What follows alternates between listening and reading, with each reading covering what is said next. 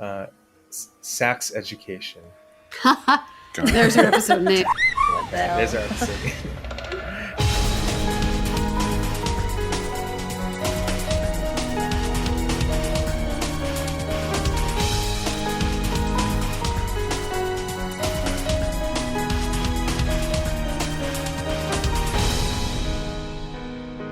Hello and welcome to episode 147 of Rhythm Encounter, the RPG fan music podcast. I'm your host, Mike Salbato, and if it sounds like I just woke up from a nap, I did. But hopefully it doesn't sound like it. I'm doing my best to hide it, except for the fact that I just told everyone I'm doing it. I did it. Not sure that counts as hiding. That's true. Well, I mean, in my voice, I'm trying to hide the fact that I'm kind of tired. Yeah, I don't know. We'll see. Anyway, today we are doing another instrument spotlight, the first time in quite a while, about woodwinds. This was a topic, I think I've mentioned this on previous episodes, but it appeared on many a staff poll and didn't make it through, so we just decided we're just going to do it. We're going to do it. Someone will be interested, and we got a bunch of interested parties, starting with Hilary. Hi. Hello.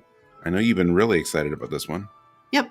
Always love to do an instrument spotlight. Glad we're doing one again. And I think it's going to be really difficult to be sleepy because we got flutes, we got clarinets, we got oboes, we've got ocarinas, we've got shakuhachis. Yes. Oh, okay. That's true. A lot of variety. Along with myself and Hilary, Gio is here with us today. Hello, frequently interested guest here. Yeah, always happy to have you. And finally, rounding out our quartet is Tin. Hi. How are you, Tin? Happy to be here again. Yeah. How have I gotten to episode 147 and just now realized we should just call the panel a quartet? Yep. See, this is what a nap does. It made me all refreshed, and now I'm like, I guess I'm not groggy. I'm more sharp. Guests that frequently appear together should also have quartet names, like musicians often do. They'll name their quartets. Okay. So now we can't just call our panel a quartet. We have to call each configuration a specific name. So like the four of us specifically would have a name as a quartet. Yeah. And then if it was, you, me, and anyone else, that's a lot of names to keep track of. Only for frequently. Oh, okay. So like Rob's only done one episode of Rhythm Encounter so far. He doesn't get to be included in so the quartet we'd be a general quartet in that case. Okay. But we don't actually have to do that. All right. Well, during this episode, we can think about it. And if any of us have a great name for our specific quartet by the end, we'll mention it on the show. Okay. Before we get into our songs, what drew all of us to this episode? My thing, I'm going to go first for once, but mine is really just that I love the instrument spotlights as well, because it's always cool to see how everyone represents that specific, whatever it is, whether it's this or piano or some other ones we've done in the past. So that's what's exciting to me, just to see what other people come up with and show their love for a particular instrument or type of instrument. Anyone else can go next? For me, I like it because it's an opportunity to, I guess, to bring songs like, I have to think a bit harder because I don't immediately gravitate towards the flute or something. I don't immediately think about woodwind instruments in general, and so I thought it would be a nice opportunity to trawl through all the soundtracks that I know and find something interesting. And yeah, well, actually I didn't have to go very far because some of my favorite soundtracks do use woodwinds very a lot. So yeah. Well, for me, it's almost kind of the same with the both of you, but it's also funny how um, it, this was like one of the fastest one that I didn't really have to dig over through most of the playlists that I have because it's funny because the song that Gio wrote also came from like his all-time favorite game, and same with me. Like one of the track that I brought is also from my all-time favorite game. So it's nice to like bring them here on the show and let everyone hear them. So yeah. Oh, nice. I mean, you don't have to tell us. You can tell us when we get to it, but I'm curious which Yeah. of those two Oh. is. I know which it is. Do you? Yeah. Oh, okay. Well, I will mention it later. Yeah. Okay. Okay. How about you? I like to geek out about anything musical, and woodwind specifically, I think people might not think about as much as maybe guitar, piano, vocals, whatever, but I really was looking at it as an opportunity to talk about and share the range and the impact that they can have in a musical piece. And also like some of the funky ways they've been synthed or simulated, Yeah. which we might talk about a little bit as we go through today in some of our earlier games. Yeah. Yeah, that too. And apologies in advance if you're really into saxophone or any of the reed woodwinds. I think we're skewing a little bit toward flutes and instruments like that today, but that's okay. There's lots to choose from, and really there's so much here we could do another episode. Do you want to do a sax specific episode? Oh my God. gosh. Oh, There's please. a lot. Oh, okay. All right. I almost that- brought a sax up thing today. Yeah. Well, maybe that was the problem. Maybe that's why it was initially tricky to get people to sign up to this one. I should have done saxophone, or I'm sure if I did, if we introduced one for like guitar, that the interest list would have filled up before I finished typing the name of the card. Before you start typing guitar. I'd be like, okay, let's do one on guitar. And then like, as I finish typing, I look and like people have already picked all their Falcom tracks. Probably, but yes, surprise, fun fact of the day. Saxophones have reeds and therefore classified as a woodwind. I didn't actually realize that. Okay. Stealth woodwind. Yep. All right. Here we go. I'm gonna do it. I'm gonna make a saxophone card. I'm gonna sign up before anyone else. Yes. That's not maybe the most riveting podcast listening though. It's like, just sit there. We're just gonna have a few moments of silence while I like do stuff behind the scenes. So maybe instead, I will introduce our first block. So our first block is me and then Gio. So we are starting with Village of the... Oh boy. Is it Village of the L? Oh, I was asking Gio the same thing. I don't... Like, that L or it's L? one of those things. I'm like, this game didn't have voice acting. I've never heard it spoken. Mm-hmm. I don't know. My actually my files, like when I got the soundtrack years and years ago and ripped it, you know, we relied on whatever track names we had floating around at the time, until a few days ago when I corrected my old MP3 file. It was Village of the Iru, because that was how someone thought it should be translated. But yeah. Anyway, so I have Village of the L from Wild Arms by Michiko Naruke. That was too long of an intro, but after Wild Arms, Gio, what is your first track? I'm bringing A Life Sent On from Xenoblade Chronicles 3, composed by Yasunori Mitsuda. Awesome. Let's go listen to Wild Arms and Xenoblade 3.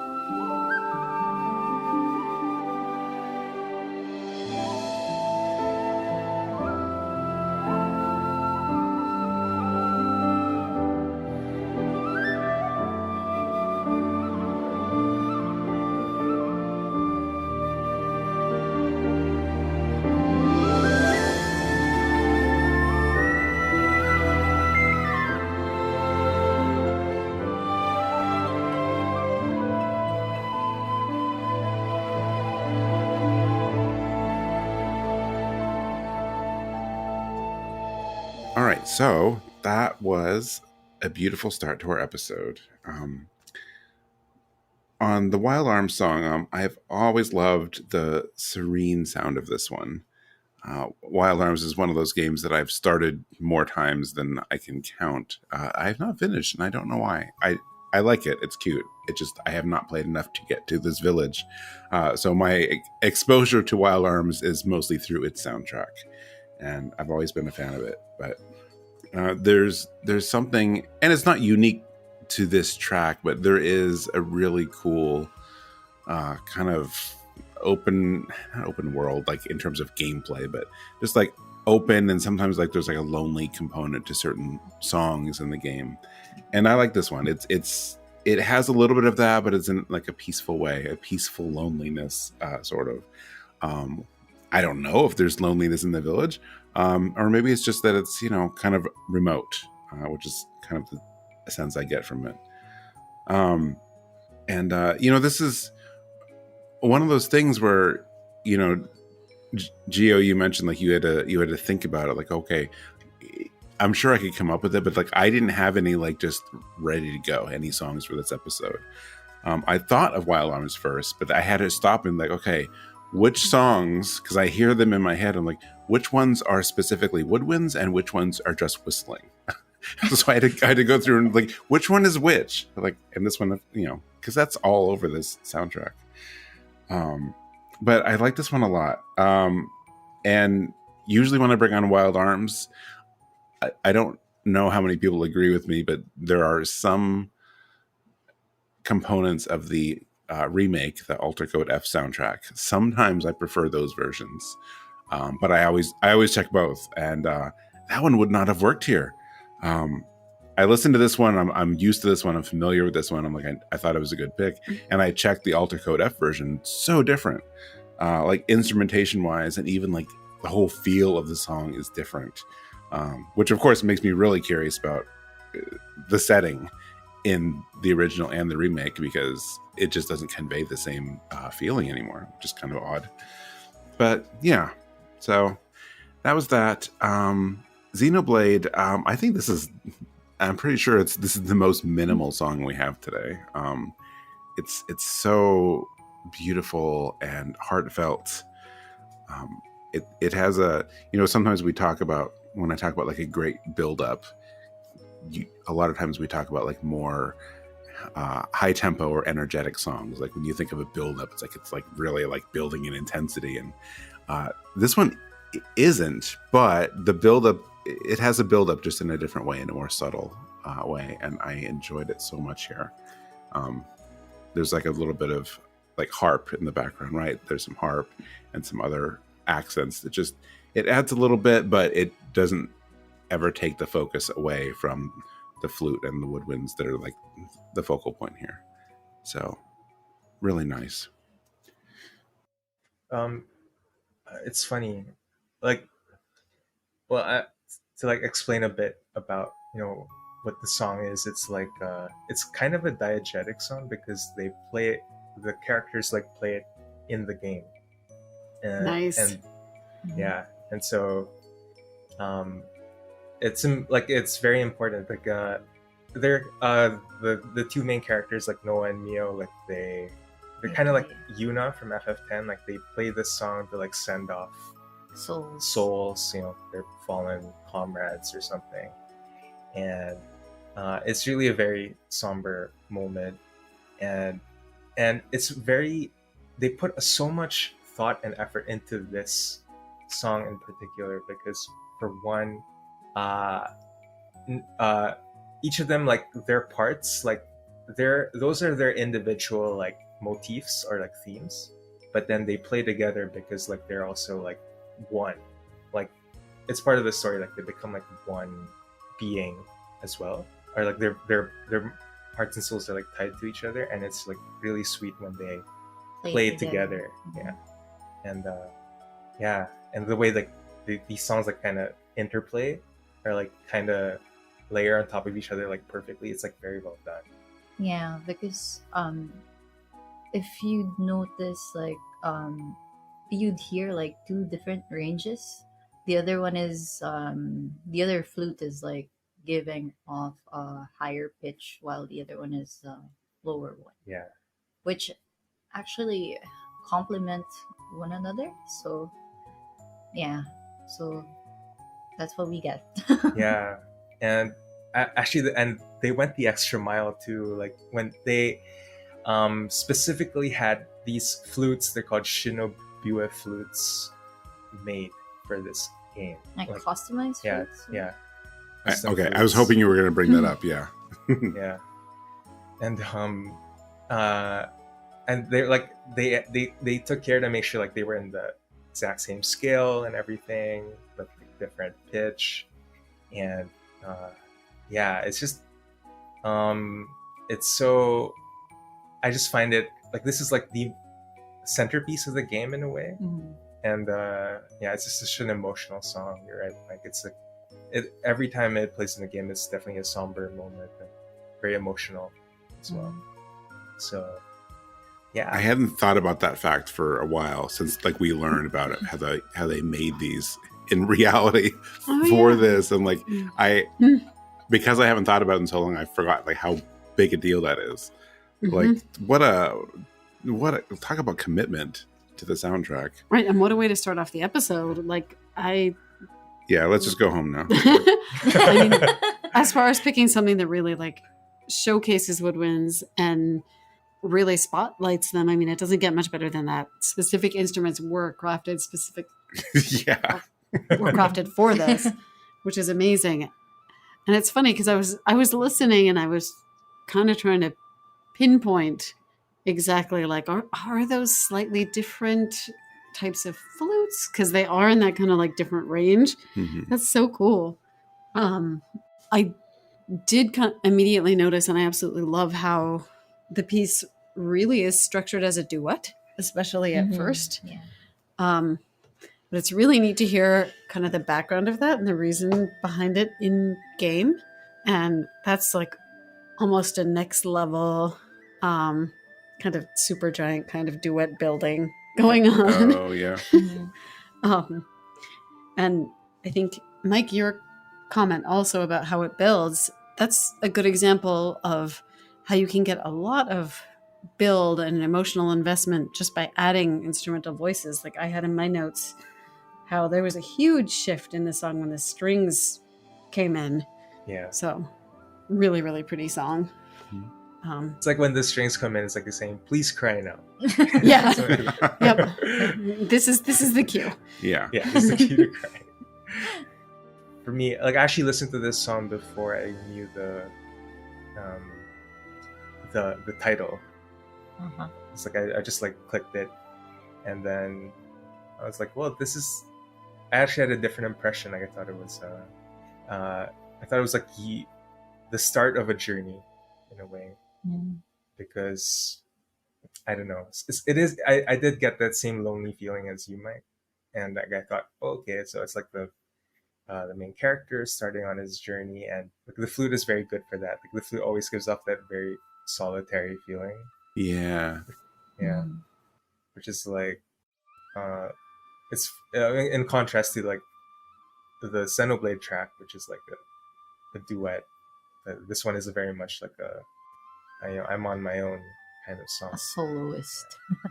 But so I was a bit surprised to find out it was actually like a location theme, and but it also works really well. Yeah. Well, to add to that, I do recall, like I don't even remember my playthrough of this because it's such a long time ago. But I also think of the song that way, like in a way it's lonely, but it's the good kind of lonely. Like it's also more peaceful to me. Like what Mike said earlier about it being remote, like you're like in a good place in a way, but it's also very peaceful and not that bad. And I also didn't know how to pronounce this village's name, so Okay, thank you. so I was also asking Gio, like, how do you pronounce this? Because I would be embarrassed if like I pronounce it wrong here in the show, so he didn't know as well. So I'm completely clueless. Yeah. Are the people like elvish, sort of? Should it just be no. elves? The elven village? I don't know. Like from what I remember, I don't think they were elves. You're cowboys, right? No. Elven cowboys. No, as well. I think they were just like a certain tribe or. I don't know. Oh, okay, all right. But it did look pretty remote. So Maybe yeah. remote's better. Like I kept throwing out the word lonely, but like remote or solitary might be the way to go here, huh? Yeah. I think Ewell pretty much covered Wild Arms. I mean, I've always loved this soundtrack a lot because, especially for what it is and, you know, the limitations of the soundscape they were working with, it's such an amazing job across the board of conveying the remote, frontier, slightly Western kind of feel to it. And I think this track is not really an exception to that, especially with the percussion and that slight string counterpoint. I think I wrote in my notes, it's like Peaceful Shadows theme, like if he was able to settle down. I want that for him. Yeah. But I love that soundtrack a lot. Yeah. Have any of you listened to the Alter Code F soundtrack much, or do you know the original more? Oh, I do know the original more. I've never listened to the Altered Code one, but I'm from how you described it, Now you're Like curious. I'm like, is this the Falcon version of Wild Arms or something? Like, It's interesting how that version of this featured like almost no woodwinds. Like they used very different instrumentation, and so this is like a really neat kind of case study of like how the mood of the song changes with woodwinds versus not. Yeah, 'cause it's yeah. not the case in a lot of the soundtrack. Like Mhm. Alter Code F has more music, so they added stuff and they kept most of what was there. But a lot of times it's similar, just a little different. But this one was like it was so different it wouldn't have even worked for what we're doing here. Do you guys prefer the original or the Alter Code F versions? Like in general, do you have a preference? Overall, the original, but there is some interesting stuff in the remake. I know. I don't. I think generally the remake overall, I think is considered not great by a lot of people, but I don't know if that's still the consensus. That's just what I gathered way back in the day. Okay. Any other notes, thoughts before we move on? Oh, we're good. Mhm. Okay. Okay. Our next block, Hilary, you're introducing it. Yeah, we're going to start off this block with the Shinshu Plains, and that's Masami Ueda, and arranged by Tomomichi Takeoka from an Okami arrange album called Okami Goju no Onchou, though there are some variations with the name. Yeah. Okay. And then I have my second song here. I'm doing Elia, the Maiden of Water. That's by Nobuo Uematsu, arranged by Takashi Hoshide, and performed by the Siena Wind Orchestra. And this is off the Bra, that's Bra, Star Icon Bra, Final Fantasy, Brass the Bravo 3 album. Although originally the song is from Final Fantasy 3. Hey, remember when I said it's going to be great? We're going to mention all the composers and everything and make these song introductions super long. Well, there you go. I'm glad we're doing it, but I don't think about it sometimes when I pick these. I'm like, oh, I got to say all that. Yeah, it's good to have all the information in front, though, in case we forget something or don't mention it. Oh, yeah, for sure. All right, let's go listen to Shinshu Plains and Elia, the Maiden of Water.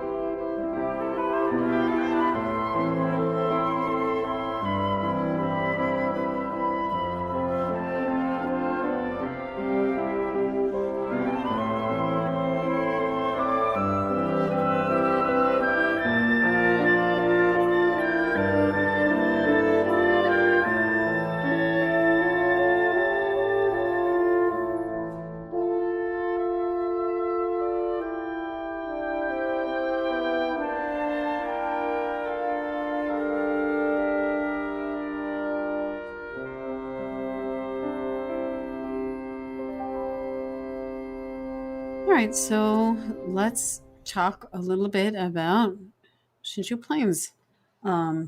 This album is probably, I don't know, it is an arrangement album that I really, really love. And the album's even named for like the specific group of instruments that perform. So it's intended to be a blend of some Western and some Eastern instruments, specifically for Okami.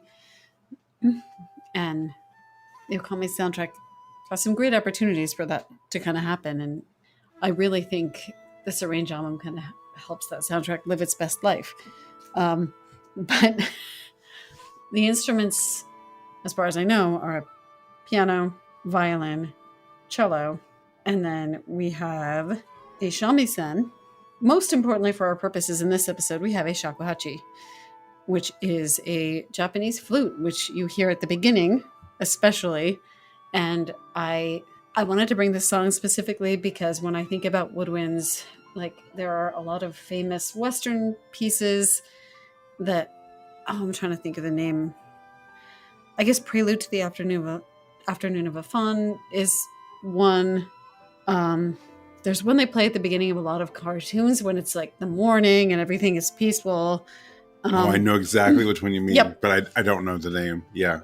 But I don't know. The way this track starts, it really feels like some neat Okami equivalent of that. You have the wind coming in.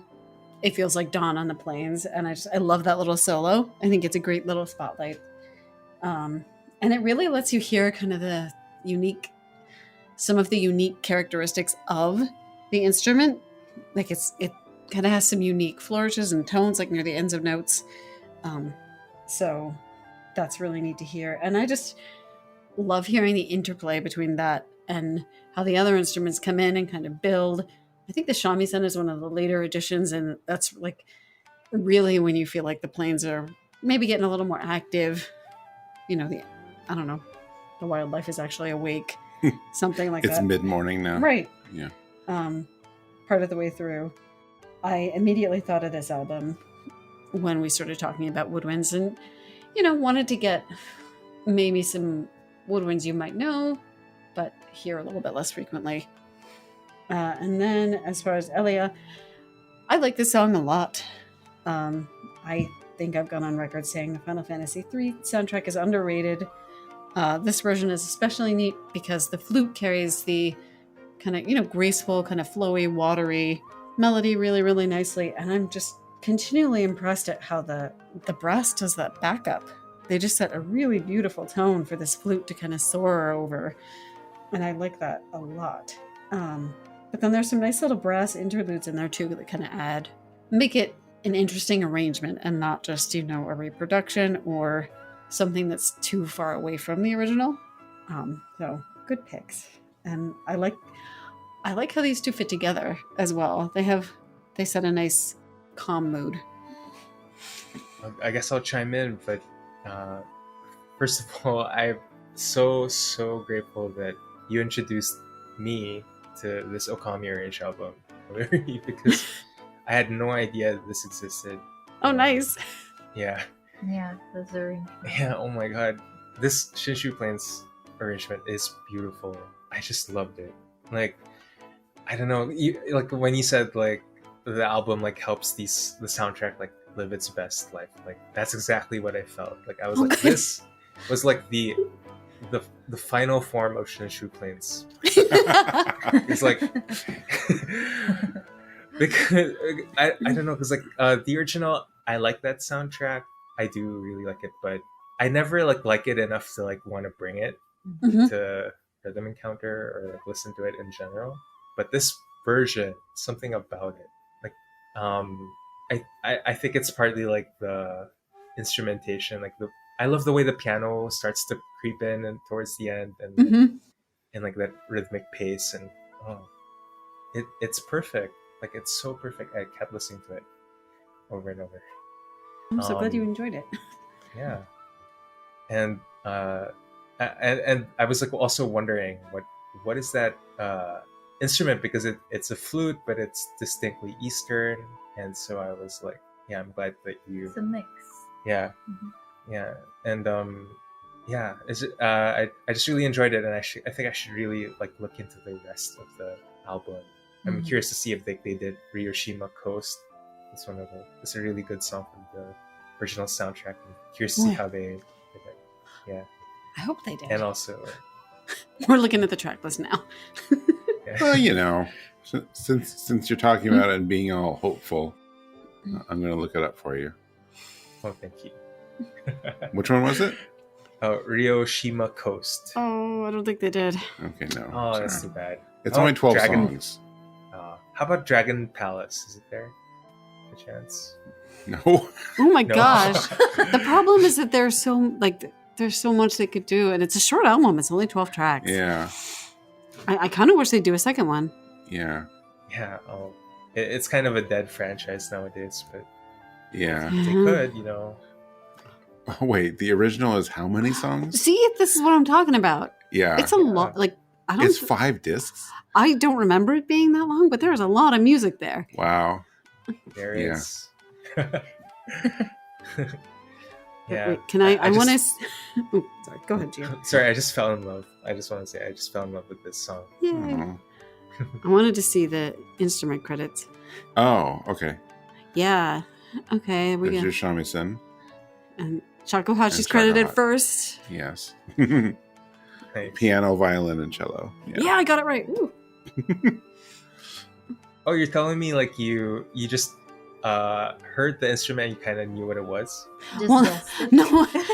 no. I think actually I proofed the review for this when we first Oh. reviewed it a Oh. long time ago, and I think the reviewer mentioned, or like I was looking up info about the album because I had to listen to it after I heard of it. Hmm. And so at some point I had seen the list. Oh, Um, I thought you were just visually identifying because they're on the cover. That the too. center. They are visually on the cover. I mean, Okay. that wouldn't help me. I would get the piano and the cello and be like, I don't know, then some other ones. The other ones. The other ones. And then moving on to Elia, the Maiden of Water. This was surprising for me for a lot of reasons. Number one being I don't really listen to the brass, the Bravo arrangements. Like not because I don't want to, but because I just haven't like really got into them. And I was really surprised that you brought this mic because I was like, well, it's a brass album, right? So, and when I listened to it, oh yeah. And then I like what Hilary said, that the brass kind of provides like this background for the flute to soar, Mhm. and it does. It's really beautiful. It evokes a lot of the same Feeling. emotions as Shinshu Plains. It's kind of like tranquil, yet I don't know. It's like a. I'm looking at a landscape from afar, like with winds and all that. I haven't played FF3, so like, I don't know in what context this song plays. I like that description. Yeah. I still have not played 3 either, but I'm getting there. Yeah, and actually, the other reason this song surprised me is because like I've always had this melody percolating in my head like through the years, but I didn't know where it was from. Because I think I heard it somewhere. Maybe like I was listening to Distant Worlds, but I didn't like check the track list or something. Right. Yeah. Mhm. Yeah, this song in particular circulated a lot on like some of the earlier Final Fantasy compilation albums and stuff like that. Because I remember hearing the vocal version of it from one of the. Is it on Prey? Oh, like Pray or Love Will Grow, like one of those really old vocal albums. Yeah. It's on one of them. Yeah. Or there's a vocal version. Mhm. There is, but this is better. Yeah. Yeah, There's some good and there's some very odd choices on those albums. Which episode was that? Oh my gosh, Audra brought one and it was just like completely happy bouncy. It was so weird. That was great. I think that was Love Will Grow. That song is absolutely on Level Grow. I remember it. It was Final Fantasy 3. It was Have You Ever Seen Me from the Level Grow collection. That was in Rhythm Encounter episode 107. If anyone wants to check it out, I'm not sure how much of an endorsement that just was. I did like That it. sounds- It was just very, very unexpected for an arrangement from that game. Yeah, Yeah, that's a good way of putting it. Yeah. sounds familiar. I don't know if I was on that one, but it does sound familiar. Like I did listen to it. Yeah. But this one, I think it's going to be hard to top this arrangement. I don't know a better instrument that could express that melody than a flute. I think, or woodwind in general, because it's such a gentle, wistful melody. Yeah. So, yeah, it's a great choice. Thank you. Yeah, I was actually pretty surprised that you brought this, Mike, because I actually I got this album before from like secondhand somewhere, and in the crystal case was actually slightly broken already, but the CD was still intact. So Ooh. yeah, and I got it really cheap, and I immediately listened to it when I got home. So, and a lot of the tracks, from what I remember while listening to this album, were quite really good, and this was one of those that I remembered. So when you brought this, I was like, oh, someone brought this. So it was pretty surprising in a way. But talking about this song is like, you guys pretty much summarized, like similar to Shinshu Plains. I think I actually like this more than the original. Like this specific, it's like an upgraded version, or it matches more the environment or setting of of the game, and it does also feel like there's a lot of history. Like the instruments playing in this in that specific song is also like, even how the flute sounds there is also it's kind of like unusual as well, in a way. Like it's very unique because I guess there's the specific flute that they use there added so much layer to it. So yeah. Yeah, this entire block is actually, they actually work together. Yeah. Yeah, I think that instrumentation is so surprising because, like, usually when I think of this combination of instruments, I actually think jazz band. Oh, yeah. Mm-hmm. Oh, Mhm. yeah. I sometimes put too much thought into how to pair songs up. So when people say that the pairing is good, it does make me happy. I was actually second guessing it, like just last night. I was like, oh, wait a minute. The Okami song actually is so peaceful, and it actually would go better. It might go better with the Xenoblade song, but I'd have to like change half the episode around. So I didn't do it. But yeah, anyway, thank you for the validation is what I'm saying. Yeah, like listening through them again, I was like, you know what? It's not only like the peacefulness, but the Okami one is like maybe the second most minimal in this episode, next to the Xenoblade one. I appreciate. Well, if I was to compare them, I appreciate that this one is longer-ish. It's not a super long one, but yeah, it's 4 minutes. That's good enough, and I like it here because it gives each instrument time to breathe and like really sink in. There's just the pacing of this arrangement. I think it's just really, really beautiful and calm and peaceful, from the piano to the strings, everything. And actually, like you, Gio, I didn't know about this album either. I knew about the original, and I knew about the jazz album because that's something we covered on the site years ago as well. Somewhere up there, if it's still up, I think we have an interview with the person who did that album. But so I knew about those. This one was also not on my radar, so I'm also going to go through and listen to it. So yeah, thank you, Hilary, for bringing that. I think it's really worthwhile. Yeah, I'm glad you all enjoyed. yeah. For Final Fantasy III, I know it hasn't actually been that long since we had another arrangement of this song. I think someone had like the Pixel remaster version not too long ago. But I really like these albums, at least more than 10. But but they're not. There's just, I think each of them has some strong ones. I don't think overall. I don't know if they're as memorable as like some of the Distant Worlds and some other ones, but every once in a while, there's a really, really good piece on them. You know, there's been three of these, and then there was like a Final Fantasy VII only one. But yeah, this rendition of this song is a personal favorite of mine too, because I think this is, as much as I may not have played Final Fantasy III, I've heard a lot of the music, the original and the remaster, and of course the many songs that have found their way into Final Fantasy XIV in new arrangements there too. But this one's great. The instrument choices in this particular version gave it like this really, really intimate and like really delicate sound, which, you know, I think this song is in general like maybe one of the more delicate ones on the album. So like to like really I like the idea of like this being like a, I forgot what you said, not remaster, but it's just a very like refined version, I think, of the original. When that isn't really the case on these or Distant Worlds. Like usually the live ones are just like, well, this is like a live version of it. We're not trying to like improve or like remaster or do anything with the song. But I think that's kind of how this one comes across here.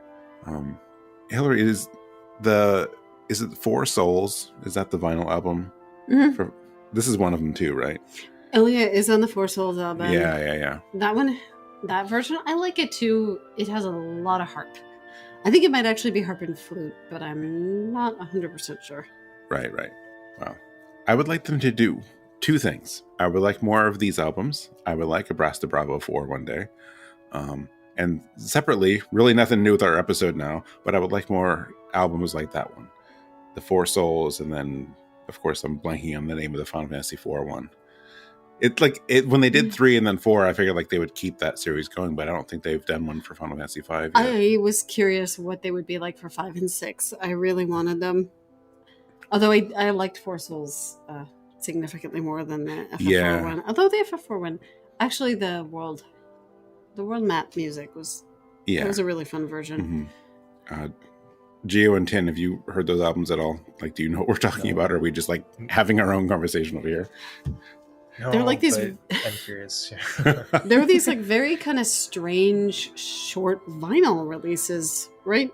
Yeah, I mean you can get them digitally too, but they were mostly promoted as like a vinyl thing. And there was like 4 special remixes from whatever given Final Fantasy game, and then original versions too. Yeah. So they were like really more like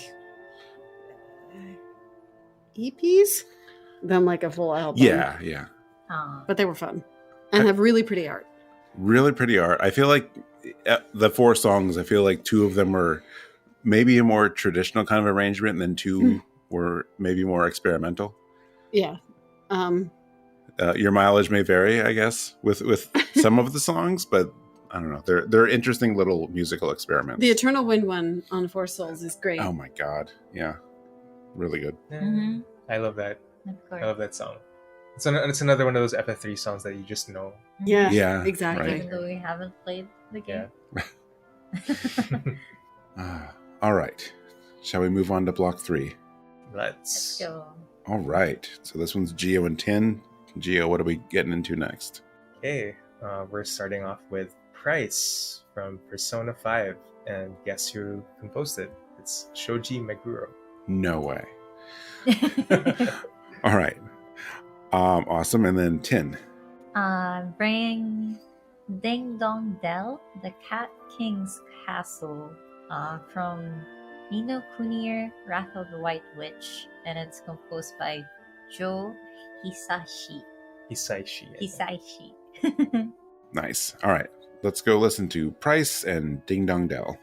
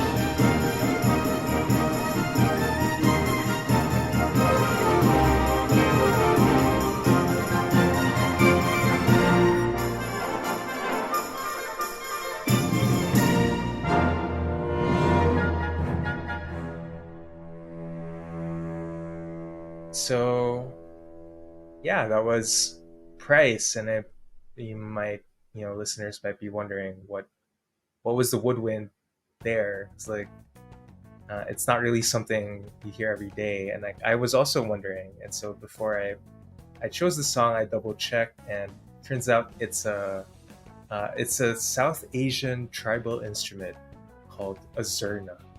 So yeah, it's a synthesized version.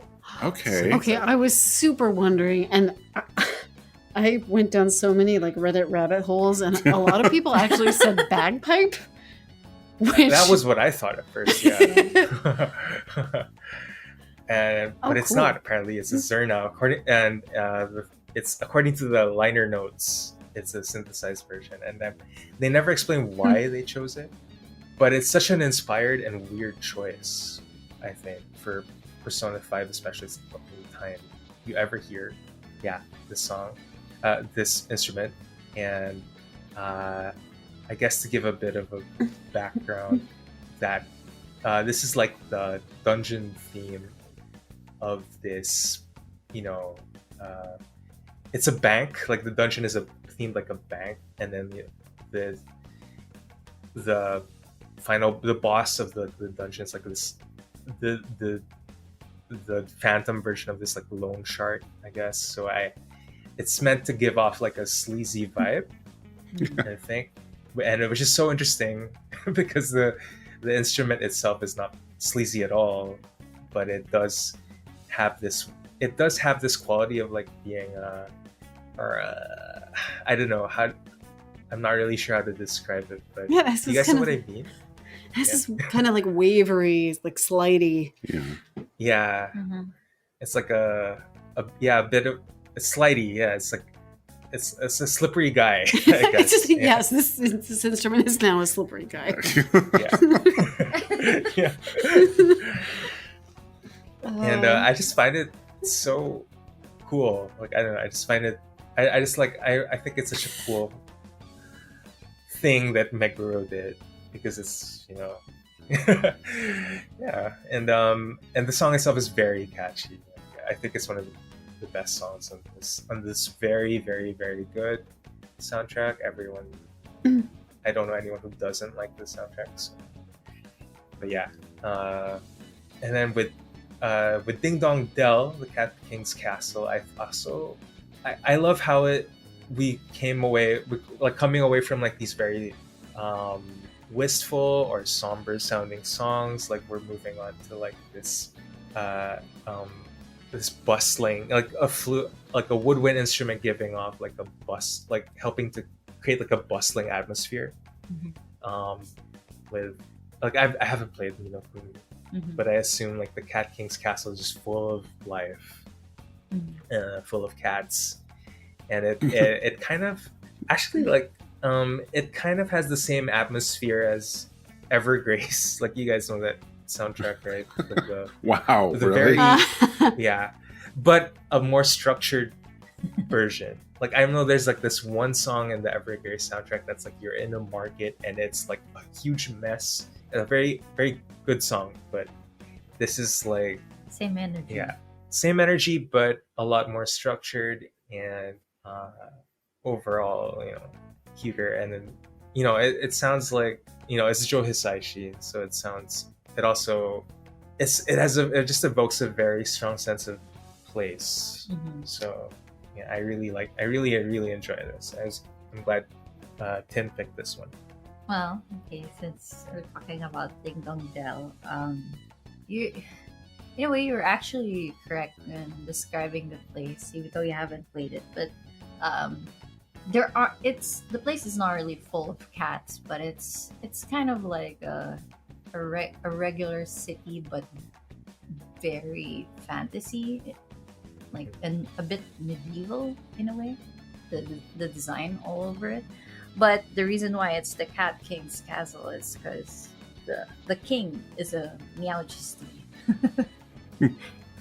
The king is of course, obviously is a cat, but even the design of the castle is like in the shape of a cat ears. So yeah, but Yeah, the reason I brought this is also because like um when I joined here and I thought of woodwinds, like usually I associate the character of woodwinds into a lot of like fantasy themes, and this is like one of the games that I remembered. So I also didn't have to dig through that much in the soundtrack, because as soon as I got this, and I was like, oh, I knew there is a woodwind there. So yeah, in this song, I do like how it starts as well. It's like how I connect it in a way with Price. If you haven't played Persona 5, like I wouldn't think that song is a dungeon song actually. And the similarity I'm seeing with the one I brought with in this particular block is that I feel like these songs can be like played in a live band or something. Hmm. Like the beginning of Ding Dong Dell is like I can imagine it's like marching band or something, because it starts off really slow first, and then Oh. then you'd hear all the instruments, and then it's like that's I guess that's the reason why you were getting that energy of like the area's bustling, because that's how I also feel towards all the instruments blending together from the beginning up to leading up to the end. So yeah. And I don't know, when it comes to Price, like Meguro is just he's nuts. Like I don't like how the hell did he come up with this? Like, and even that specific instrument that you were saying, when you also picked the song, I was like wondering, wow, and I didn't expect you'd bring up Persona 5 in this episode, because like I couldn't think of like any other woodwinds. Yeah, I was originally expecting that it was going to be like a bagpipe. I was like, okay, I'll bring something unique. But no, it's something even more out there. And you mentioning that instrument, I only just found out how it looks like that specific instrument. Kind of looks silly. It's like a flute, but the end is like a trumpet. Yeah. What? We should find an image and put it in the show notes. I'll put it. What is? Okay, yeah. Link us in Slack. Right. I'm curious now. Yeah, and So good. I like he must be very knowledgeable about so many instruments for him to specifically pick in using this tune. So oh yeah, I'm sure. I mean, that was really my thing too. I'm like, I don't know what's going on. Like, I don't know what this is or why this works. But yeah, always more instruments to learn about. I'm learning. And just so neat to think about how the tools have evolved so much, and how that's really benefited a lot of soundtracks, because that would not have been at all possible at previous points in time to be able to even make a track like this. So That's true. Yeah. Oh my gosh. That Price is so catchy. Oh yeah. I can't get over how catchy it is, and I love it because it does also, like, it is a great woodwind spotlight, but it also is kind of one of the standard Persona 5 songs, the standard, Lynn singing, kind of jazzy. It's a little bit different.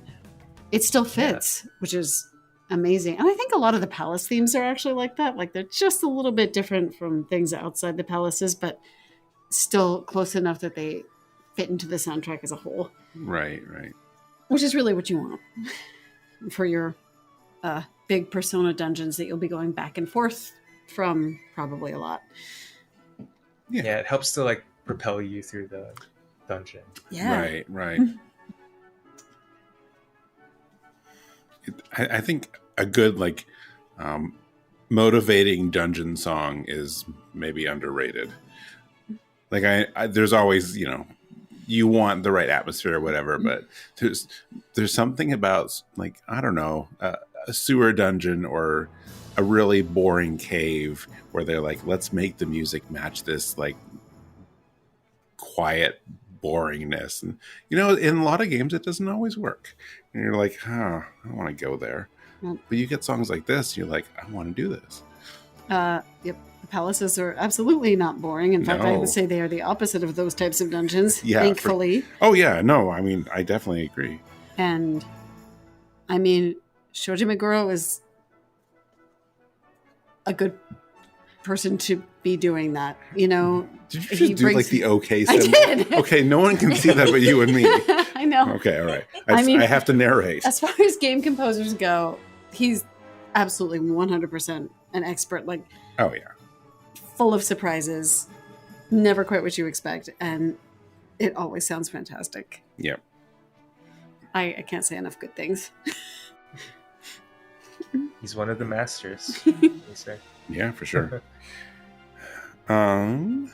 Yeah, I think I already talked about price just a little bit, but to echo what the others have said, like, yeah, it's so fun and upbeat. Not at all what I was expecting. I was not expecting a song like this on today's episode.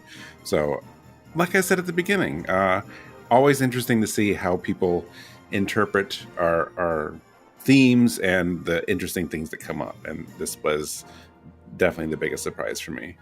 I actually found out while doing some research for this episode that there is like a fan-made album for Persona 5 that's specifically flute and piano. So I was like, oh, maybe it's that one. I was like, nope, it's the original one. And also, like, it turns out the version of Price on that album is mostly piano. So like it couldn't have been that. But I want to check that one out. It sounds pretty good. So yeah.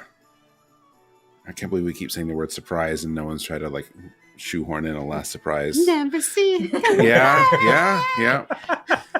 I did. You all know.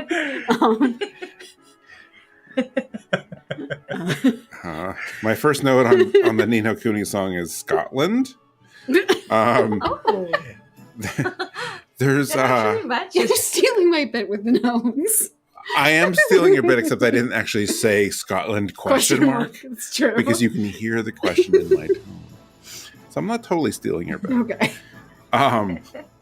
There is such a liveliness and heart to this piece. And that's actually why I paired these songs together, because there's just that liveliness and excitement that these represented very differently. But I think these two share that a lot. The difference, of course, here is like this one's a little more regal, I guess. Regal, high adventure, but it's still whimsical, which not a surprise given the composer here, and which is also why like I could totally hear this in like a film score. Like this does sound like something you would get in an animated movie, for example. But just that. Again, that sense of adventure and like that energy, and like it just puts me in like this positive headspace. It's a lot of fun, so I enjoyed that one too. Yeah, it's got that Ghibli whimsy for sure, and it does sound like this nice, like full orchestra kind of cinematic piece. It does such a great job of not just conveying a city, but like a specific city. It's really easy to picture some of the specifics, and it sounds like, I definitely like what people were saying about how like, yeah, there's kind of some structure here, things like that, but I could absolutely see, like what Tin was saying with who's actually running the city and things like that. I can absolutely see a slight maybe Alice in Wonderland vibe where like, yes, there are rules and order, but those might change, or maybe you don't exactly know what those are at a given time. A little bit of that. I really love the piece. And I also picked up like, I think this is toward the beginning, if I'm reading my notes correctly. They're along with your Scotland. My Scotland. Along with your note, I also had a note about some Celtic influences. I think near the beginning, which not in the Mitsuda track this time. Ah. Yeah, these are things I never would have, even crossed my mind. So it's really just so interesting to hear everyone's perspectives. Yeah. I also really, really like that we paired Shoji Meguro with Joe Hisaishi. That just makes me so happy. I can't imagine that is a pairing that usually comes up. Right. No, it's so good. Is that another future topic with the pair, like unexpected things together, composers or music? I like it. I do too. I like that pairing. Okay. It's just like that. It's like an unexpected but really, really good food pairing. I don't know. That was the vibe I was getting from this block. I mean, it's just going to go back to my current like semi obsession of Snoop Dogg and Martha Stewart and their unlikely friendship. So, yeah. Is Joey saying Martha Stewart in this scenario? Do we know who's who? Huh. Which one is more chaotic, Martha or Snoop? That is a good question, actually, based on what I've seen. I know. Okay, we'll have to figure that out later. For now, why don't we introduce our final block today, starting with Tin. The first song is called The Adventure That Never Ends, Rush Theme, from Dark Cloud 2 or Dark Chronicle, and it's composed by Tomohito Nishiura. Nice. And Hilary, your second one. I am following that up with, there are a lot of parenthetical statements in this title. Geez, yes. With Field, with Marin version, normal. And that was arranged by Ryo Nagamatsu for Legend of Zelda Link's Awakening, the remake. There are more parentheticals than there are non-parentheticals in that title. Yes. All right. Let's go listen to The Adventure That Never Ends, parenthetical Rush theme, and Field, parenthetical with Marin version, parenthetical normal.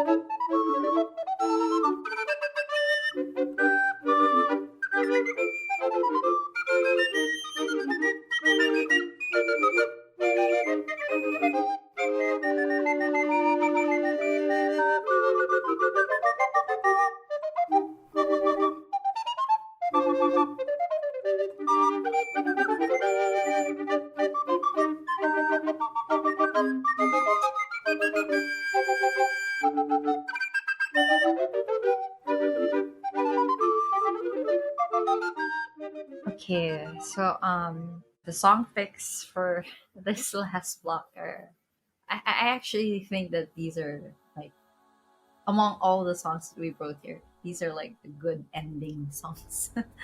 And yeah, going back to the one I brought, which is a track from Dark Cloud 2.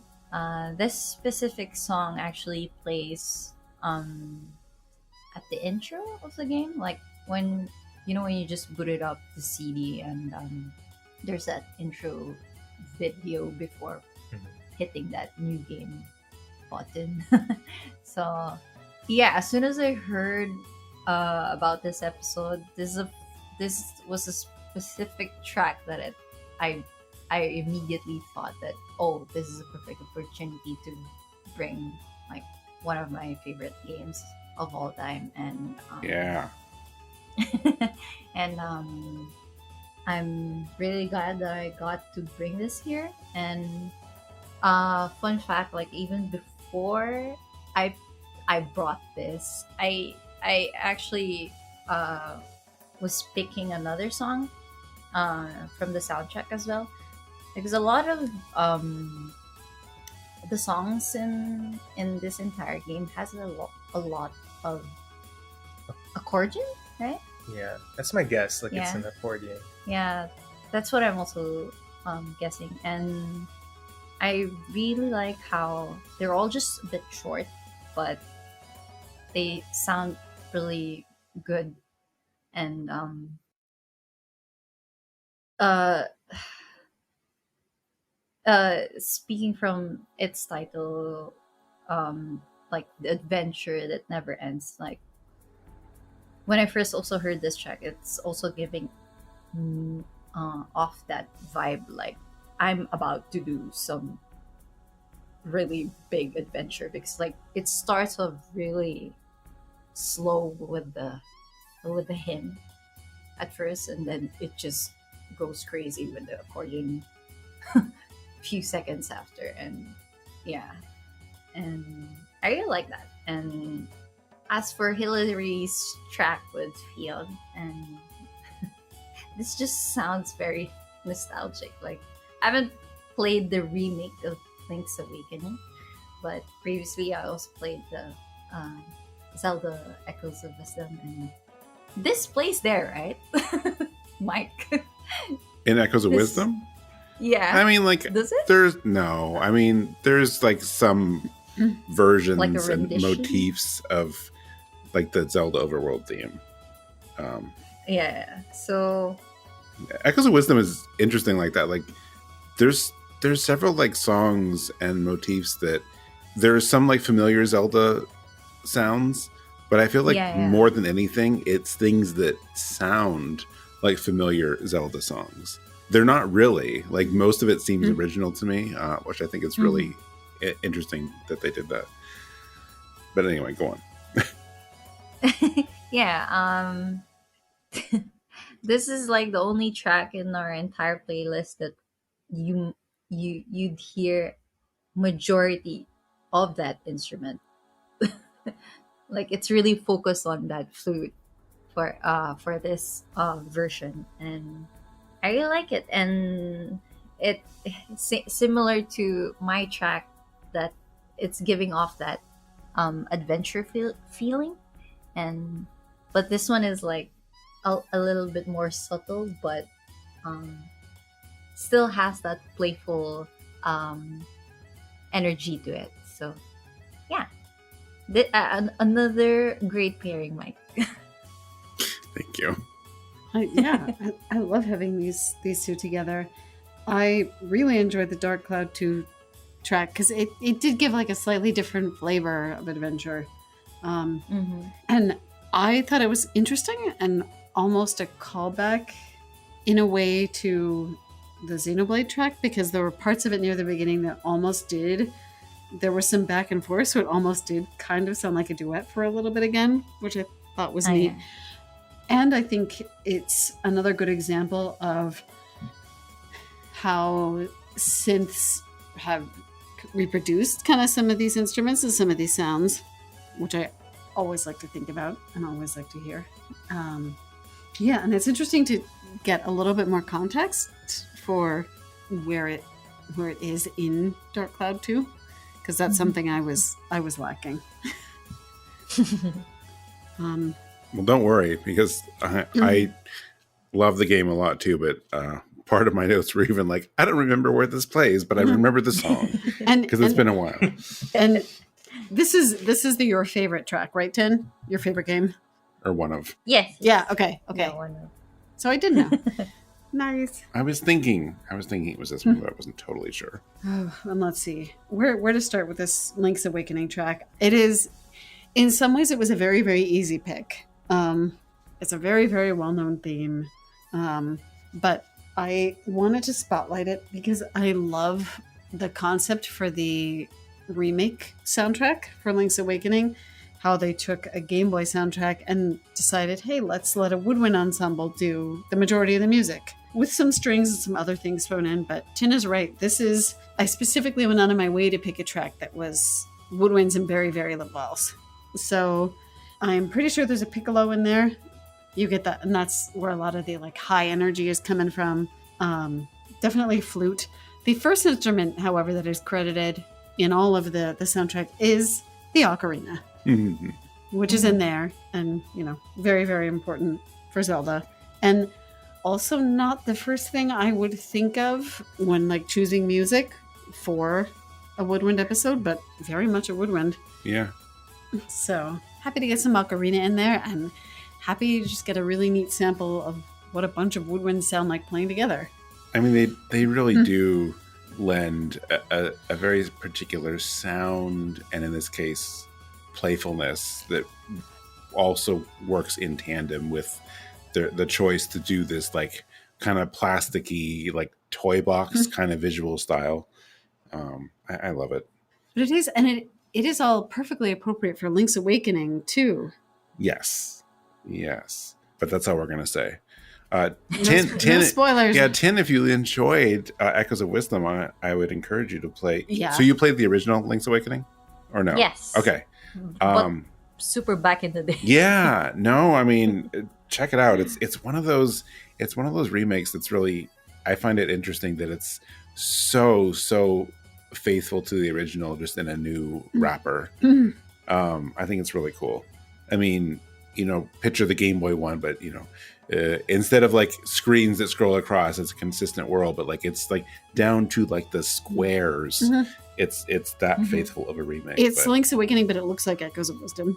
Yeah, Essentially. Yeah. it's so well done. Yeah. We enjoyed it a lot. Yeah, when I played Echoes of Wisdom, Gio did tell me to play this remake, so I actually bought the Link's Awakening. Oh, perfect. Yay! in the sales. So I'm sitting here trying to convince you. You're like, yeah, I already bought it. Don't worry. Okay, cool. Don't worry, Mike, I got you. This is, I guess, also technically it's a little bit diegetic too, because Link has a bunch of instruments that he's carrying around. Yeah, true. Oh, I didn't know that. We don't get a cello in this one, but I'm pretty sure that there are some woodwinds in there. Yeah. Just don't ask me what specific dungeon they come from. I don't remember. Yeah, I don't remember which dungeon drops which instrument either. All I know is the cello is first, and that made me very happy. Yeah. I would so love them to do a remake of the original Zelda in this style. I think that would be a lot of fun. Ooh. Oh my goodness. It would fit. It wouldn't be as daunting as trying to do like a 3D remake in, Ocarina or Breath of the Wild style. But like, this would work. Well, and they've got the kind of like platformy perspective changing. Yeah. Sections. That's true. Down. Yeah, I always Side scrolling. side scrolling. Yeah. I mean, there's very little in the first game, but yeah, it did technically start there. Even though Link's Awakening is the one that was like, let's add Goombas. And a chain chomp named Bow Wow. Yep. So weird.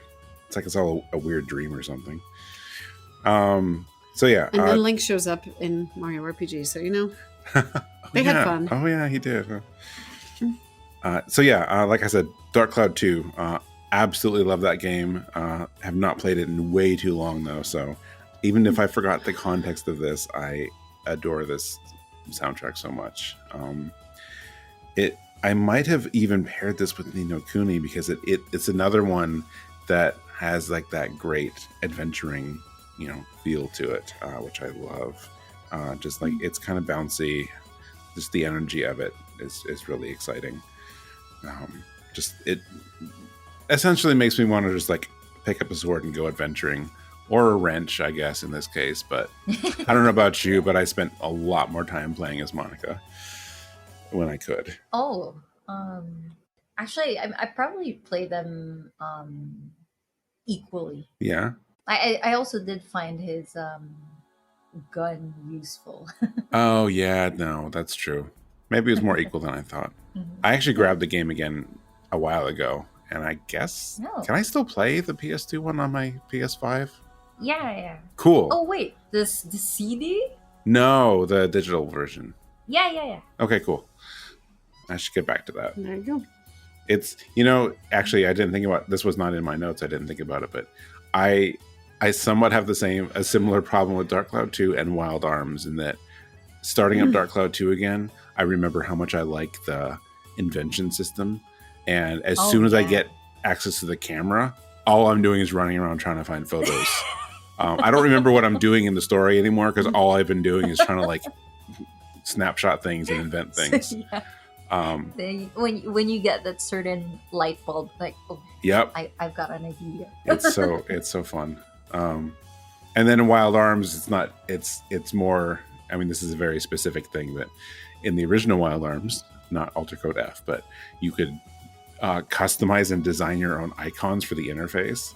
So I'm just like, I would start the game like, okay, I'm going to spend way too many hours perfecting these little icons. But now it's late. I don't feel like playing anymore. So I just get really, really hung up on that. If only I could change this horrible font.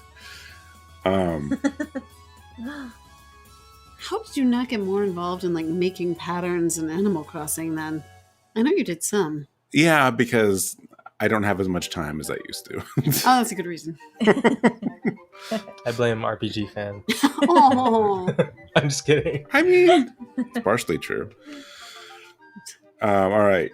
Is anyone on this Link's Awakening song going to blurt out, "You got Marin"? that's your job. Okay, I just did it. Yes.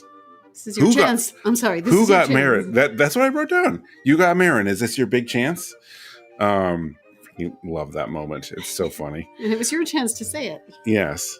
I love the music. And I mean, I already said this, but the music in this remake is so much fun. Another like lighthearted adventure theme to kind of close out our episode today. But I love that even though I've used a similar description for a few of our songs today, they're all very different. Everyone, even if I may keep using two similar words to describe them, I love how all of them accomplish this in a different way. Everyone's unique. And then for this song in specific, like I love that they did this. That not only that this version exists but also that there's like 2 or 3. I think there's 3 like with Marin versions on the remake soundtrack. The music changes, and then the field, you actually get a slightly different version if it's your first time in the field with her or if it's a subsequent time in the field with her. Yeah, like I skimmed through the soundtrack. I didn't load up my old Game Boy game to check because you'd have to be at a very certain point. But I don't think in the original one those other ones worked because like you don't need to take Marin into the mountains or anything like for that part of the game. So like the fact that they made these songs in case you decided to go way off the beaten path and take her into the mountains, and there's a unique song for it when she's with you, super cool. I mean, what a neat attention to detail. But yeah, I mean it, and then like putting it into, maybe putting too much of the game context into it. Like the idea of like Link running around the field with his new pal, like that gets like extra flourish or embellishment and is just more exciting. It's like, all right, well now I get to go hang out with Marin. Like, I love that. I love that for them. Someone's journeying with me, thank God. Yeah. Finally someone to talk to. If only I could talk. Yeah. I mean, most silent protagonists aren't really silent. They are talking. It's just like other characters. They nod and obviously are talking to other people. So I assume they're having fun conversations. Yeah. Use your imagination. Yeah. Except in Echoes of Wisdom, where there actually is a reason that Link does not talk. Yes. Yeah. I'm not sure what happened to the rest of my notes. More lively and exciting, really fun musical touch that changes the mood of the, I guess it could have been song. I'm not sure why my note got cut off there. But anyway, yeah, love that one. I love this remake. So, fun choice. Thank you for bringing that one. Yeah, I realized after the fact that another thing I could have done if I really wanted to get Ocarina on this episode is there is a group called, I think, Akabando or something like that, where it's like 8 people on ocarinas doing arrangements of things. Very nice. I think you introduced me to them at some point. They were at MagFest. Oh, maybe that's what it was. But I'm sure they've done some Zelda. They must have. Yeah. Wouldn't that be funny if they hadn't? Yes. We do video game music. We're just 8 ocarinas and we will not play Zelda. No Zelda. Too obvious. Too obvious. It's probably not 8 of them. It might be fewer. Oh. My memory is not. Oh, cool. We're spreading lies now. I know. I would have to check. Were you just thinking? So is it? It's Aka? Aka As an Banda? Ocarina, Not I think. Octa. It's not Oct like 8. I'm pretty It's sure. a single octopus playing 8 ocarinas. Yes. Okay. Yeah. Oh, I want that now. All right. I'm sorry to tell you, I don't think an octopus has the respiratory system to play a woodwind instrument. Oh, here we go again with the science. I'm sorry. All right. Great. Now I'm just picturing a squid trying to play like a flute by like swooshing like the movement of the water. Yeah. See? Life finds a way. Before we get too far off topic, did anyone else have any final thoughts on these songs or this episode? I don't personally have too much to add. Okay. But I find it striking. I find it surprising. Okay, there we go again with surprising. Hilary mentioned that Hilary somehow connected the field song from Link's Awakening to Mitsuda. Oh yeah, it was And the Celtic. I It was kinda lost that kind of thread. like Celtic scoring. There we Yep. go. Yeah. Yeah, and I thought that was very interesting because like I also got that same vibe from Dark Cloud 2. Oh. And specifically I almost missed, like, this song is kind of close to Time Scar from Chrono Cross in a way, and it works in the same passion as well, and so it all comes back to Mitsuda for both of these songs. It seems like, and I'm with everyone. I think it's so. I actually, well, when Mike said that this version of the field song is so it's very specific. Like, it's only if you happen to bring Marin with you to the mountains, I guess. And Well, this is the I'm field just the field. Okay. one. Yeah. Sorry. I was just saying there is also a mountains and a third one. I see. Oh, right. Because like in the mountains, it becomes like Tao. Mhm. Yeah. I don't know. I just find it very. I don't know. It is just a great choice. I think it's just there's so much thought and effort that goes into these soundtracks, and it's not surprising for Nintendo because Nintendo's like that, like they do, very detail oriented. And I'm wondering, does the different layers of like woodwinds in this song, which one is supposed to be Marin? Good. Oh boy. Good I don't question. know. It would be really fun to go through and compare and listen, like what's going on in the with Marin version, what's going on in the regular field, and see which instruments have more or less of a presence. Mhm. Yeah. Yeah. Or like I'm just assuming like each of these like threads is like meant to evoke Marin, and like one is for Link, and like, but yeah, I actually just really like hearing woodwinds play together. Like, Yeah. it's a Mhm. very I know it's meant to evoke like a cute vibe, and it does just work really well. And are we all in agreement that in I'm sorry, I'm all over the place, but like in the adventure that never ends, does this song is this an accordion? That's Like what I'm guessing. yeah, that's my I think there's a bit of Or- accordion in Dark Cloud too. Yeah. There's some sort of Yeah. synth. I couldn't quite place it, but I could see accordion for one of them. I don't know. There were two that I was kind of trying to figure out. I mean, I don't know if like we're yeah. gonna have real instruments on the Mm. soundtrack credit, but I'm gonna look really quick. And this is another digression, but Alcabanda is 7. 7 ocarinas. Okay. Well, you were close. Oh. Wait, are there 7 sages? Ooh. There we go. There are, There's huh? the connection. Okay. But yeah, Yeah. those are like my scatterbrain thoughts. That's okay. I wasn't that scattered. Huh. Yeah. I love this episode because like nowadays like I don't really often hear woodwinds in new current games, and this was such a I don't know throwback in a way, and I don't know like just there's just a certain character towards hearing woodwinds. Like it you it's really distinct compared to other instruments, and it's lovely to hear that there's certain layers to it, and that the picks that everyone brought in the show is also different, but they just all work together. So yeah. Yeah, this episode also got me thinking of like characters who are musicians and how a large number of them do play woodwind Mhm. instruments. That's true. So Link definitely does. I think we needed a future rhythm episode of like musician characters or something. Maybe it's like a special topic I or something. think we have a card for that or something. Maybe not musician characters. Maybe it was like songs used. You know, like where the song exists in the game world too, like the Xenoblade one here. Mm-hmm. I don't know. That'd be fun though. This episode is becoming like a wellspring of like ideas. Yeah. I know. At some point, we need to just do another like rhythm encounter, like planning meeting, and I need all three of you Yes. there.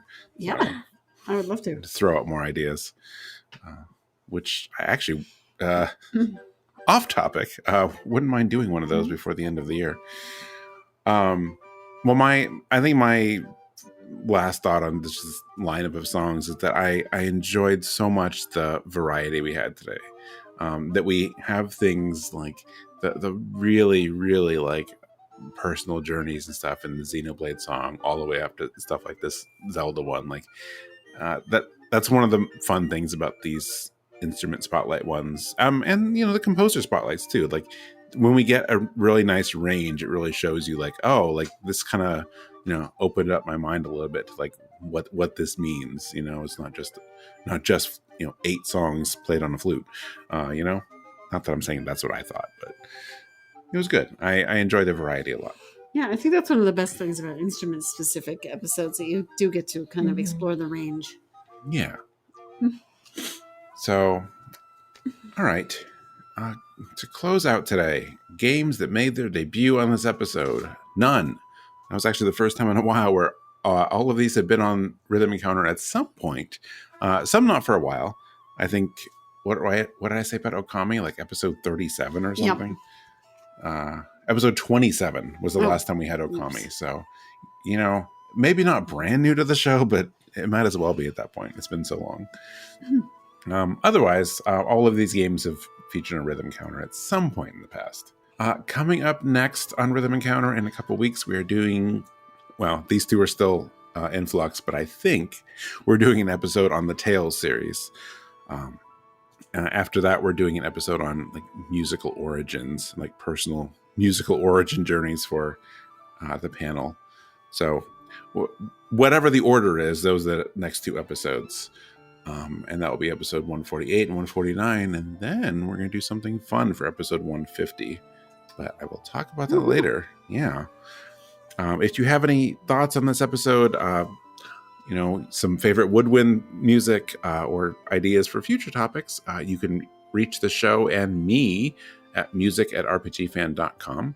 If people want to reach out to you, Hilary, what's best? Emailing me at hilary@rpgfan.com is best. All right. And Tin. You can find me at Discord. I'm literally named as Tin there. And you can also reach me through tin@rpgfan.com. Okay. And how about you, Gio?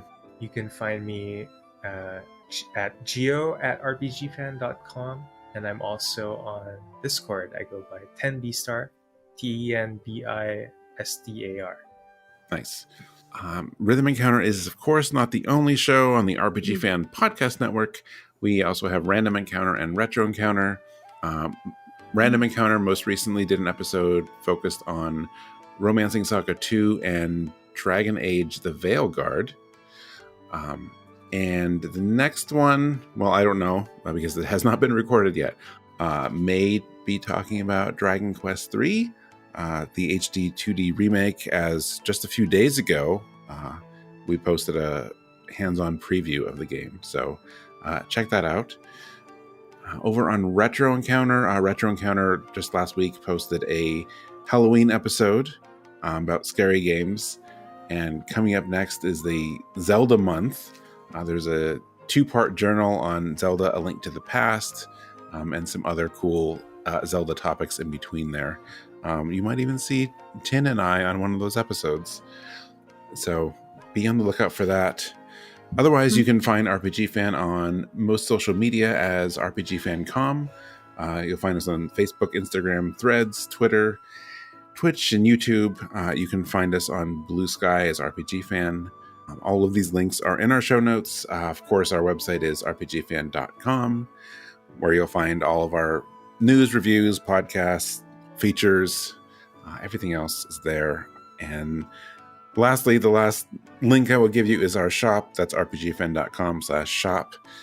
On our last episode, I talked about some new t-shirt options that were going to be available, which as of this recording still aren't.